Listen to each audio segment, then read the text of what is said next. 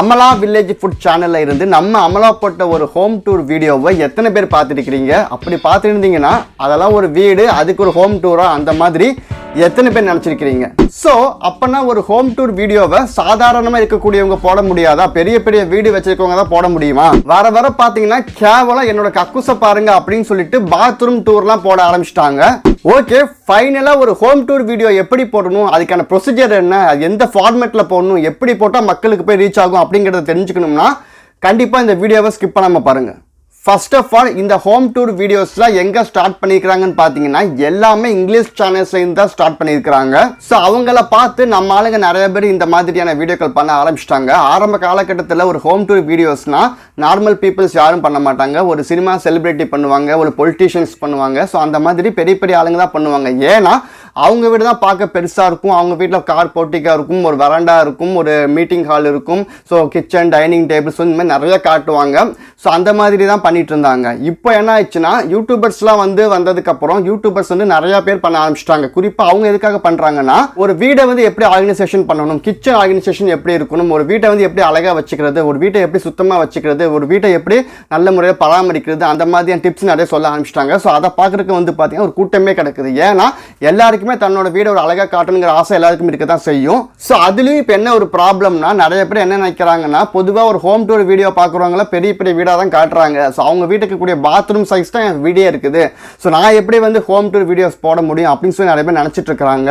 So இப்போலாம் பார்த்தீங்கன்னா அதையுமே தாண்டி யூடியூபர்ஸ்லாம் களமிறங்கிட்டாங்கன்னு தான் சொல்லணும். எக்ஸாம்பிளாக பார்த்தீங்கன்னா அமலா வில்லேஜ் ஃபுட் சேனலில் வரக்கூடிய அமலாவை சொல்லலாம். ஏன்னா அவங்க இருக்கிறது திருப்பூரில் ஒரு வாடகை வீட்டில், அதுவும் லைன் வீட்டில் குடியிருக்கிறாங்க.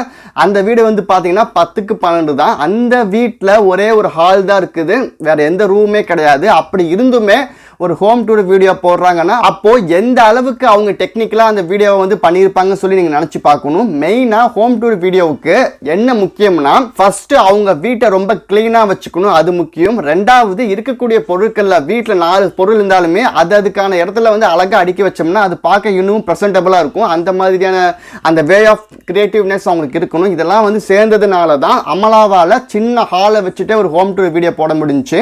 ஸோ அதெல்லாம் ஒரு பக்கம் இருக்கட்டும். ஒரு ஹோம் டூர் வீடியோ போடுறதா இருந்தால் எப்படி போடணும், என்னென்ன பாயிண்ட்ஸ் தான் மனசில் வச்சுட்டு போடணும் அப்படிங்கிறத நம்ம இந்த வீடியோவில் பார்க்கலாம். ஃபர்ஸ்ட் நான் சொல்கிறேன். ஃபர்ஸ்ட் ஒரு ஹோம் டூர் வீடியோ நீங்கள் போடுறதா இருந்தீங்கன்னா மொதல் பாயிண்ட் என்னன்னு பார்த்தீங்கன்னா, நீங்கள் முன்னாடியே ஒரு ப்ரீ பிளான் பண்ணி வச்சுக்கணும். அதாவது சப்போஸ் உங்கள் வீடில் ஒரு 4 ரூம் இருக்குது, ஒரு 2 ரூம் இருக்குதுன்னா நீங்கள் எங்கேருந்து ஆரம்பிக்க போகிறீங்கன்னு சொல்லிட்டு நீங்கள் தெளிவாக ஒரு மேப் போட்டு வச்சுக்கணும். ஏன்னா நீங்கள் ஒன்ஸ் உங்கள் ரூமில் உங்கள் வீட்டிலேருந்து ஸ்டார்ட் பண்ணி ஹாலில் இருந்து கிச்சன்லேருந்து பெட்ரூம்லேருந்து ரெஸ்ட் ரூம் அப்படி போகிற மாதிரி இருந்துச்சுன்னா அந்த ஆர்டர் படி போகணும். ஏன்னா நீங்கள் மாறி ஹால்லேருந்து நான் டேரெக்டாக நான் கிச்சன் போகிறேன், கிச்சன்லேருந்து டேரெக்டாக நான் பெட்ரூம் போகிறேன், அந்த மாதிரி நீங்கள் மாற்றி ஆர்டரில் பண்ணிங்கன்னா அது பார்க்குறதுக்கு ரொம்ப ஒரு இம்ப்ரெசிவாக இருக்காது. அந்த மாதிரி ஆர்டரில் பண்ணவும் கூடாது.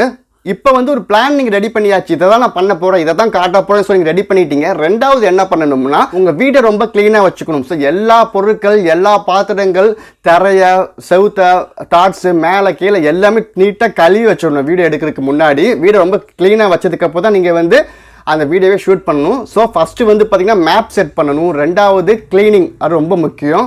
மூணாவது பாயிண்ட் என்னன்னு பார்த்தீங்கன்னா லைட்டிங். அதாவது உங்கள் வீடு ரொம்ப ஒரு வெளிச்சமாக தெரிஞ்சுன்னா பார்க்குற எல்லாத்துக்குமே ரொம்ப ஒரு இம்ப்ரெசிவாக இருக்கும். அந்த வீட்டுக்கு ரொம்ப நல்லதுன்னு கூட சொல்லுவாங்க. குறிப்பாக சூரிய ஒளி வீட்டுக்கு படுறது ரொம்ப நல்லதுன்னு சொல்லுவாங்க. அதனால் நீங்கள் ஒரு ஹோம் டூர் வீடியோ பண்ணுறதா இருந்தீங்கன்னா ஃபஸ்ட்டு என்ன பண்ணுறீங்கன்னா, உங்கள் வீட்டு கதவு ஜன்னல் எல்லாமே திறந்து வச்சுருங்க. சூரிய ஒளி ஆட்டோமேட்டிக்காக உங்கள் வீட்டுக்குள்ளே வந்துச்சுன்னா அது பார்க்குறதுக்கு இன்னும் நல்லாயிருக்கும். ஸோ லைட்டிங்கை மறக்காமல் நீங்கள் கரெக்டாக நீங்கள் ஃபாலோ பண்ணணும். நீங்கள் என்ன தான் சுவிட்ச் போட்டு லைட் எல்லாம் போட்டாலுமே வெளியிருந்து வரக்கூடிய சூரிய ஒளி உங்கள் வீட்டுக்குள்ளே வந்தால் தான் அந்த வீடு பார்க்க நல்லாயிருக்கும். ஸோ எப்போவுமே இந்த லைட்டிங்கை ஞாபகம் வச்சுக்கோங்க. இப்போ வீட்டை பொறுத்த வரைக்கும் நீங்கள் வீட்டுக்குள்ளே எல்லா விஷயமே காட்டியிருப்பீங்க. ஹால் காட்டியிருந்திருப்பீங்க, கிச்சனு, பெட்ரூமு, ரெஸ்ட் ரூம் எல்லாமே காட்டியிருந்திருப்பீங்க. அதை தவிர்த்து எக்ஸ்ட்ரா ஸ்பேஸ் என்ன இருக்குது உங்கள் வீட்டில்னு சொல்லி நீங்கள் பார்க்கணும். அதாவது ஒரு பால்கனி, ஒரு போர்ட்டிகோ, ஒரு காரிடர், இந்த மாதிரி நிறையா சின்ன சின்ன ஸ்பேசஸ் இருந்துச்சுன்னா அந்த இடத்தெல்லாம் எப்படி அழகாக காட்டணும் அப்படிங்கிறத உங்களுடைய ஓன் கிரியேட்டிவ் வச்சு நீங்கள் பண்ணலாம். ஃபார் எக்ஸாம்பிள், உங்கள் வீடு ஒரு மாடி வீடாக இருக்கும்போது கண்டிப்பாக பால்கனி இருக்கும். அப்போ நீங்கள் என்ன பண்ணலான்னா, ஒரு சின்ன டேபிள் சேர் வச்சு ஒரு நியூஸ் பேப்பர் மேலே வச்சு நீங்கள் டெக்கரேட் பண்ணி நீங்கள் ஒரு ப்ரெசன்டபிளாக காட்டலாம். நெக்ஸ்ட் பார்க்கக்கூடிய பாயிண்ட்டு ஒரு முக்கியமான பாயிண்ட்டு. அதாவது உங்கள் வீட்டை சுற்றி நீங்களே ஒரு கார்டனிங் ஃபார்ம் பண்ணலாம்.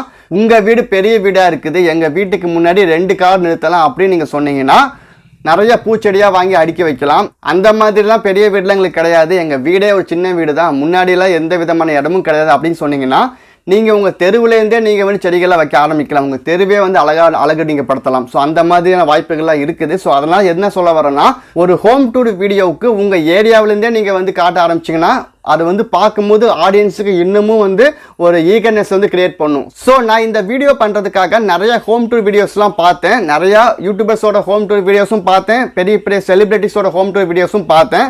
எல்லாமே வந்து பார்த்தீங்கன்னா வேறு லெவல் வீடாக தான் இருந்துச்சு. நான் அப்படி பார்க்கும்போது எனக்கு பிடிச்சது வந்து பார்த்தீங்கன்னா, ஸோ 2 சேனல் நான் வந்து பார்த்தேன். ஒன்று வந்து மை கண்ட்ரி ஃபுட்ஸ் ஆனந்தியோட வீடியோ ஒன்று பார்த்தேன். ரெண்டாவது அமலா வில்லேஜ் ஃபுட்டோட அந்த வீடியோவை பார்த்தேன். இதில் மை கண்ட்ரி ஃபுட்ஸ் ஆனந்தி என்ன பண்ணியிருந்திருக்காங்கன்னா, அதுவும் ஒரு வாடகை வீடு தான், பட் ஓரளவு பெரிய வீடுன்னு சொல்லலாம்.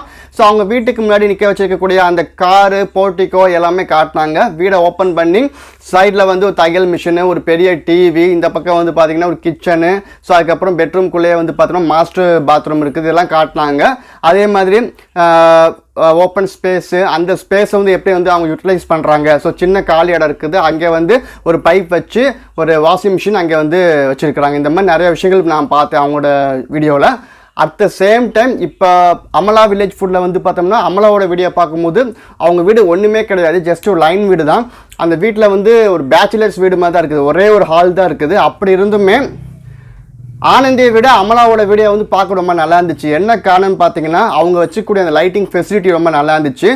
வீடியோவை ப்ராப்பராக பண்ணது யாருன்னு பார்த்தீங்கன்னா அமலா தான் பண்ணியிருக்கிறாங்க. ஏன்னா ஆனந்தியோட வீடியோவில் சரியான லைட்டிங் ஃபெசிலிட்டி கிடையாது. அதே மாதிரி ஆனந்தியோட வீடியோவில் அவங்களோட வீட்டுக்குள்ளே எந்த விதமான லைட்டும் போடலை, கதவோ ஜன்னலோ எதுவுமே வந்து பார்த்தீங்கன்னா ஓப்பன் பண்ணி வைக்கல. ஸோ அதனால் வந்து பார்த்தீங்கன்னா ஒரு டார்க்னஸ் அவங்க வீட்டுக்குள்ளே இருக்கிற மாதிரியே இருந்துச்சு. அதெல்லாம் வந்து பார்த்தோம்னா சிம்பிள் வீடு, சின்ன வீடாக இருந்தாலுமே அமலா வந்து ரொம்ப கரெக்டாக வந்து அதெல்லாம் வந்து நேர்த்தியாக பண்ணியிருந்திருப்பாங்க. அவங்க வீட்டுக்குள்ளே போன உடனே நீட்டாக வீடை க்ளீன் பண்ணி கூட்டி விட்டு எல்லா ஜாமான்கள், இந்த கிச்சன் பொருட்கள் எல்லாமே நீட்டாக அழகாக அடுக்கி வச்சு அதுக்கு மேலே லைட்டிங் ஃபெசிலிட்டி மேலே போட்டு, ஸோ அவங்க ஹஸ்பண்டே பண்ண அந்த ஸ்டூடியோ லைட் செட்டப்பெல்லாம் காட்டி அழகாக நீட்டாக சென்டரில் அவங்க பிளேஸ் பண்ணி நல்லா அழகாக பேசியிருந்தாங்க. ஸோ அதனால் வந்து பார்த்தோம்னா சின்ன வீடு தான் அமலாக்கு இருந்தாலுமே அதை ப்ரெசென்ட் பண்ணுற விதத்தில் வந்து பார்த்தீங்கன்னா ஒரிஜினல் ஹோம் டூர் யார் பண்ணியிருக்காங்கன்னு அமலா தான் பண்ணியிருக்கிறாங்க.